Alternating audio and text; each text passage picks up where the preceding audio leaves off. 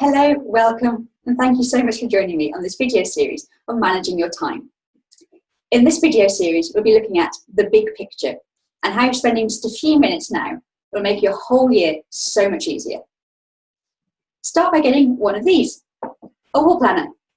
You can usually pick up one for free from freshers' fairs, graduate fairs, or even your own department may have some going spare. Mine cost 99p from a high street store. Now, the pens that usually come with these are terrible. So while you're out shopping, pick up some dry white markers and then something you can attach your wall planner with to the wall. Now, most landlords do have rules about what you can use to make sure that you're sticking to what they allow. Now, roll out your wall planner flat and weigh it down with some heavy textbooks. By the time you're finished, it'll be flat enough to put straight up on the wall. So here comes the fun bit, filling it in. Start with the obvious, term dates, exam dates, when you need to move out of your student accommodation. Then add the fun stuff, birthdays, holidays, parties and festivals, anything that you might want to go to. But you didn't need me to tell you how to put birthdays on a wall planner. The key is in the rest of the year. For example, the job market. If you're an undergraduate looking for a summer job, most application deadlines are in December. If you're looking for a full year undergraduate placement program, the deadline could be much earlier. In fact, one place that I worked at, where we would take over 500 undergraduates each year, we were interviewing by the end of December. Now, the graduate market has a much wider range of deadlines, so you'll need to check with the companies that you want to work for of what their deadlines are.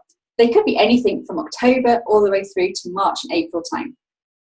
And it's not just the application deadlines that you need to worry about, it's also the interview dates.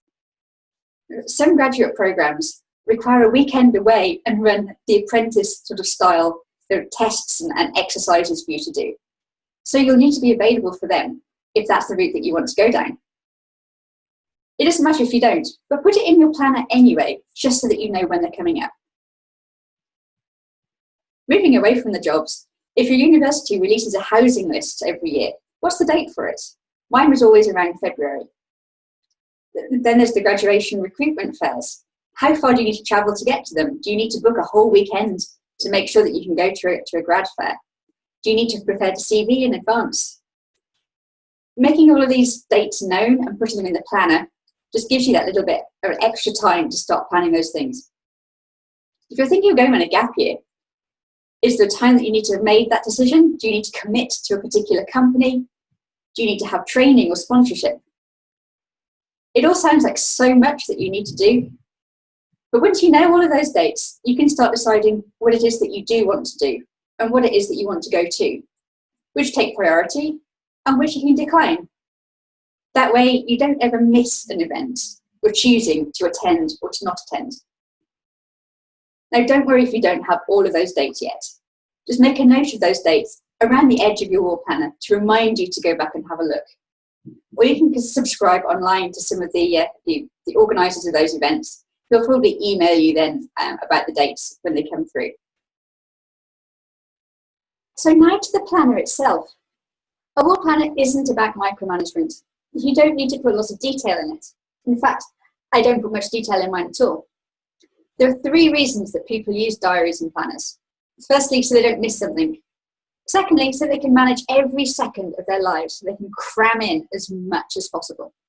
But the third reason is to reduce stress, and that's why we're here. This is why wall planners are so useful. Here on my wall planner is an example of how I use it to reduce stress. Here's the 16th of June, and here's the 16th of July, and you can see through here, everything is blocked out. If somebody asks me if I'm free then, I can tell them straight away, no, I'm busy for the whole time.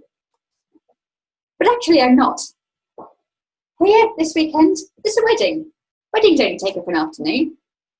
So I should just block out the Saturday, really, that's all I need to do.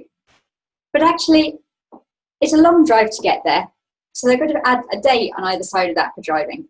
Then there's a lot of family to meet and catch up with. Some people I've never met, I've only spoken to by Skype. So they'll be catching up, they'll be talking, and there's always an after party, isn't there, on a Sunday these days? So maybe I'll travel back on the Sunday night, or I might end up talking too long and end up driving back on the Monday. Suddenly, this half-day event is taking up 5 days. Then just a few days later, straight into a festival. I don't know which days yet I'm going to be going, so I've just blocked out all of them. And then straight into another festival. Again, I'll be volunteering for that one, and I don't know what my hours are yet. So I've blocked out the whole lot. But at some point, I'm going to need to make sure I've got food in the fridge, and clean clothes, maybe a wedding present, some beer for the festival, and at some point in that month, to actually run a business. So I've scheduled in time to do that too. Here, here, and also at the end too. I've coloured it in a different colour. These colours mean that I'm not actually busy, but I can't book anything else because I need that time. To do chores, to wash dishes, but most importantly, to have that time where I'm not required to do anything. Running about the country having fun is exhausting. Sitting exams, revising, preparing for interview presentations, it's so stressful and tiring. And sometimes we just need to do nothing. So scheduling in, not just a 30-minute meditation here or a 20-minute trip to the supermarket, but a whole day or even a weekend of space where you can potter about, catch up with boring stuff in your own time, at your own pace. Have a lie-in or a longer shower, read, go for a walk, live a normal life without stress, without worrying about what needs doing. Effectively, take a day off from being a student. Remember that 5-day wedding? Closer to the time, I might decide to just drive up on Friday instead, or just leave early on Sunday. I haven't decided yet. It's a long way away. But by planning at the maximum time possible, I'm not going to get stressed about worrying about fitting everything in. If I decide not to go up till the Friday, I've gained a Thursday. I've gained a day to myself to calm down. Now, you know how much time you need for yourself to recover, to take a day out. If you're really quite introverted, you might need time to recover from presentations, practical oral tests. It's up to you to decide how much time you need, and it's different for everybody. And remember, this is about time that you need, not just want. What time do you need to recover from an event or a set of events that you're going through? By determining this, scheduling it in, it gives equal priority as the same as the other tasks in your life, such as studying, meeting deadlines. And by scheduling it in, you're giving as much value and respect to it as you are for things in your academic life. Now, that was all big picture stuff. In the next video, we'll be looking how to fit all of that work and all of that life into your working week. Bye for now.